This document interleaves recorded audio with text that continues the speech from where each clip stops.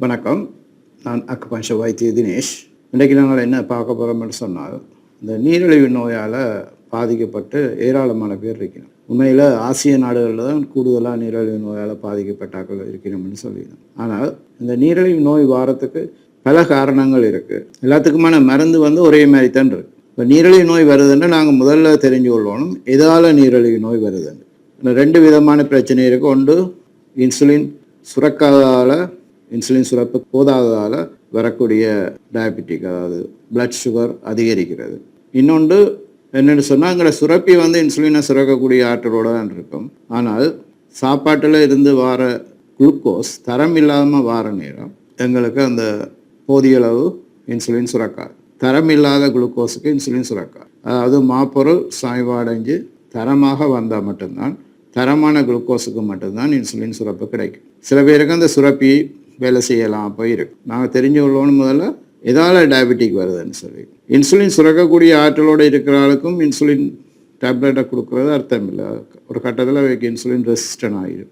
Insulin resistant ஆனால் அதுக்கு பிறகு எவ்வளோ இன்சுலின் போட்டாலும், இன்ஜெக்ஷன் போட்டால் கூட சுகர் குறையாது. இப்போ எங்களுக்கு இந்த ரத்தத்தில் குளுக்கோஸுன்ற அளவுக்கு அதிகரிக்கிறத இலகுவாக கட்டுப்படுத்த எங்களோட சமையல் அறையிலேயே நல்ல ஒரு மருந்து இருக்குது. எங்கேயும் தெரிய தேவையில்லை. சமையல் அறையில் பார்த்தீங்கன்னு சொன்னால் வெந்தயம் இருக்குது. நிறைய பேர் இந்த வெந்தயத்தை என்ன செய்யணும்னா ஊற வச்சு விடிய காலமையில் எடுத்து அதை சப்பி சாப்பிடும். இந்த வெந்தயத்தில் சீதம் என்று சொல்லி ஒரு அமைப்பு ஒன்று இருக்குது. நீங்கள் ஊற வைக்க ஒரு சீதம் மாதிரி ஒன்று வரும். அதில் ஊறுனா பிறகு பார்த்தீங்கன்னா அதில் வளவளப்பான ஒரு அமைப்பு இருக்கும். இதுவும் கிட்டத்தட்ட எங்களோட இறப்பையில் உள்ள சீதப்படம் மாதிரி தான். ஆகவே இந்த சீதம் எங்களோட முழுமையாக இறப்பைக்குள்ளே போகும். அதுக்கு என்ன செய்யணும்னா, நாங்கள் இதை ஊற வைக்காமல் தான் சாப்பிடுவோம். ஊற வைக்காமல் வாயில் போட்டு தண்ணியை குடித்தா சரி. எப்படி செய்யணும்னு சொன்னால், முதல்ல வெறும் வயிற்றில் ஒரு 2 டீஸ்பூன் வெந்தயத்தை எடுத்துட்டு அதை கொஞ்சம் கொஞ்சமாக வாயில் போட்டு தண்ணியை குடிக்கணும். ஒரேடியாக வாயில் போட்டு தண்ணியை குடிக்காங்க, தொண்டைக்குள்ளே போய் இறக்கிடும்.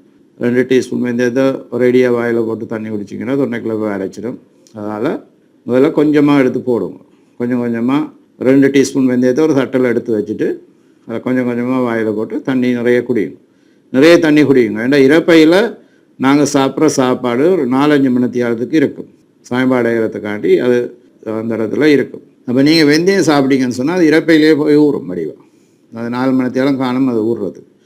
ஊறி அதில் உள்ள சீதப்படகலன்னு உங்களோட இறப்பை சுவரில் படியும். இறப்பை சுவரில் புண்ணுகள் இருந்தால் ஸ்டொமக் அல்சர்ன்னு சொல்லுவோம். இப்போ அல்சர் இருந்துன்னு சொன்னால் உங்களுக்கு இறப்பை சாறு கூட சுரக்காது. ஏன்னா இறப்பை இன்னும் புண்ணாகும். அப்போ ஒரு பாதுகாப்புக்காக என்ன செய்யும்னா, வயிறு எரியற வலிக்கிட்டோன்னே நின்றுடும். அப்போ போதியளவு இறப்பைச்சாறு சுரக்காட்டி மாப்பொருள் தரமாக சமீபம் அடையாது. அப்போ குளுக்கோஸ் தரமாக வராது. இதுக்காண்டி நாங்கள் என்ன செய்வோம்னா, இறப்பை புண்ணை மாற்றணும். அதுக்கு நாங்கள் வெந்தயம் சாப்பிட்ற நேரம் வெந்தயத்தில் சீதப்பட இறப்பை சோறில் படிஞ்சு இறப்பை சோறை பாதுகாக்கும். அதே நேரம் வெந்தயத்தில் உள்ள கூறுகள் கசப்பான தன்மையுடையதாக இருக்கிறதால இறப்பை சாறும் கூடுதலாக சுரக்கும். இறப்பைக்கு கசப்பும் பிடிக்கும், இனிப்பும் பிடிக்கும், துவர்ப்பும் பிடிக்கும். இனிப்பு சீனி ஒரு செறிவான இனிப்பாக இருக்கக்கூடிய, அளவுக்கு அதிகமான இனிப்பாக இருக்கக்கூடிய இறப்பை சாறு அளவுக்கு அதிகமாக சுரந்து இறப்பை சுவரை பாதித்து புண்ணாக்கி இறப்பை சாறு சுரக்கிறத குறைச்சிடும். இதால் தான் நாங்கள் சீனி கூடுதலாக சாப்பிட்ற நேரம், சீனி சேர்த்த உணவுகளை கூடுதலாக பயன்படுத்துகிற நேரம் ஆக்கள் நாளடைவில் டயபெட்டிக் வரும். இறப்பை புண்ணாயிடும். முதல்ல இறப்பை புண்ணாகும், பிறகு நாளடைவில் டயபெட்டிக் வரும். அடுத்து உமிழ்நீர் சுரக்கிறது குறைகிறதாலையும் சாப்பாடு சரியாக சாய்வாடையாது. அப்போ அதுக்கு தான் நாங்கள் ஒரு குறுக்கு வழியை பயன்படுத்தலாம்னு சொன்னால், ஒரு சுவிங்கத்தை எடுத்து சப்பி நிறைய உமிழ்நீரை விழுங்கணும். முதல் பிரச்சனை உமிழ்நீர் சுரப்பு குறையுது. நீங்கள் வடியாக விளங்கிக் கொள்ளுங்க. இந்த கன்னம் 2 பக்கத்துலேயும் ஒரு உமிழ்நீர் சுரப்பி இருக்குது. இது கண்ண உமிழ்நீர் சுரப்பின்னு சொல்லுவோம்.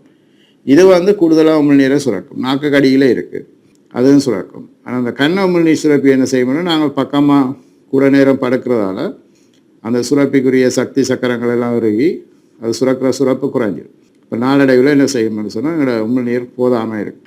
நாங்கள் சாப்பிட்ற சாப்பாட்டோட போதிய அளவு உமிழ்நீர் கலந்தால் தான் அந்த உமிழ்நீர் எங்களோட இறப்பை சுவரில் படுற நேரம் இறப்பைக்கு தெரிஞ்சோளும் சாப்பாடு இவ்வளவு வந்திருக்கு, இவ்வளோ உமிழ்நீர் வருது, அவை இவ்வளவு இறப்பை சார சுரக்கணும்னு ஒரு கணக்கு இருக்குது. உங்களோட உடம்புக்குள்ள அந்தளவுக்கு தொடர்பாடல் இருக்குது, கம்யூனிகேஷன். இப்போ இது கெமிக்கல் கம்யூனிகேஷன்.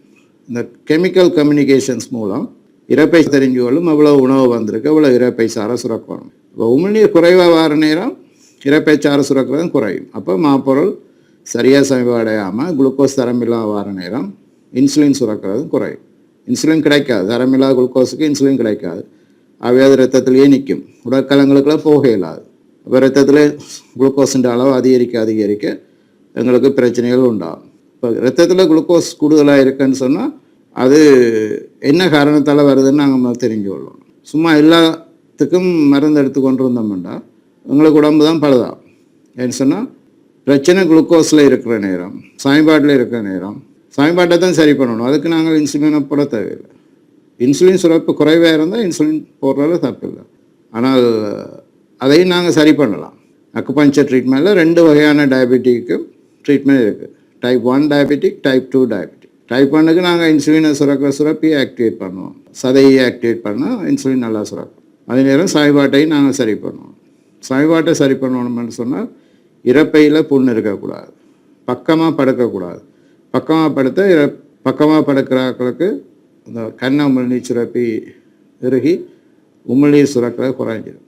நீங்கள் அவதானிச்சிருப்பீங்க, உங்களோட வாயில் ஒரு வறட்சி இருக்கும், உலர்ந்த தன்மை இருக்கும், அடிக்கடி தாகம் எடுக்கும். அப்போ இதுக்கு நாங்கள் என்ன செய்யலாம்னா சுவிங்கத்தை சப்பி நிறைய உமிழ்நீரை விழுங்கணும். சாப்பிட்டா பிறகு ஒரு சுவிங்கத்தை எடுத்து சப்பி நிறைய உமிழ்நீரை விழுங்கணும். ஒரு அரை மணி நேரம் நாங்கள் சுவிங்கத்தை சாப்பிடலாம். அதில் ஒரு சின்ன குறிப்பிட்ட அளவு சுகர் இருக்கும். அது வளமையாக நீங்கள் சாப்பிட்ற சீனியோட பிறகு அதை புறக்கணிக்கலாம். அதே நேரம் சாய்பாடு ஒழுங்காக நடக்கிறால அதில் பாதிப்பு ஏற்படாது. இந்த ½ அன் ஹவர், அரை மணி நேரத்துக்கு மேலே சுவிங்கத்தை சாப்பிடக்கூடாது. ரெண்டாவது பிறகு இந்த அதில் உள்ள ரப்பர் சாய்பாடையை தொடங்கிடும். அதுக்கு பிறகு நீங்கள் ஸ்விங்கம் சாப்பிடணும்னா அதை புது ஸ்விங்கம் ஒன்று எடுத்து போட்டு சாப்பிடலாம். நீங்கள் ஸ்விங்கத்தை சாப்பிட்ற நேரம் சாப்பாடு நல்லா சமபாடையும். நீங்கள் டாய்லெட் போக பாதிங்கன்னு சொன்னால் டாய்லெட் தண்ணியில் மிதக்கும். சரியாக சமபாடையாத உணவு டாய்லெட் போகிற நேரம் தண்ணியில் தாண்டும். அதை நீங்கள் பார்த்தீங்கன்னா தெரியும் உங்களோட சாப்பாடு சரியாக சமைச்சிருக்கா. சாப்பாடு மலம் ஒரு புட்டு மாதிரி அப்படி இறுக்கம் இல்லாமல் போகணும். இறுக்கமாக இருக்கணும், ஆனால் இருக்காமல் போகணும். இறுக்கிச்சேன்னு சொன்னாலும் பிரச்சனை, இருக்காமல் போகுதுன்னு சொன்னால் உங்களுக்கு நீங்கள் நல்லா ஆரோக்கியமாக இருக்கிறீங்க. சாப்பாடு சரியாக சமபாடைன்னா சாப்பாடு சரியாக சமபாடையை செய்கிறதுக்கு நீங்கள் தயிரும் சாப்பிட்லாம். காலமையில் ஒரு கப் தயிர் சாப்பிட்லாம். சாப்பாடுகளோடு சேர்த்து தயிர் சாப்பிட்லாம்.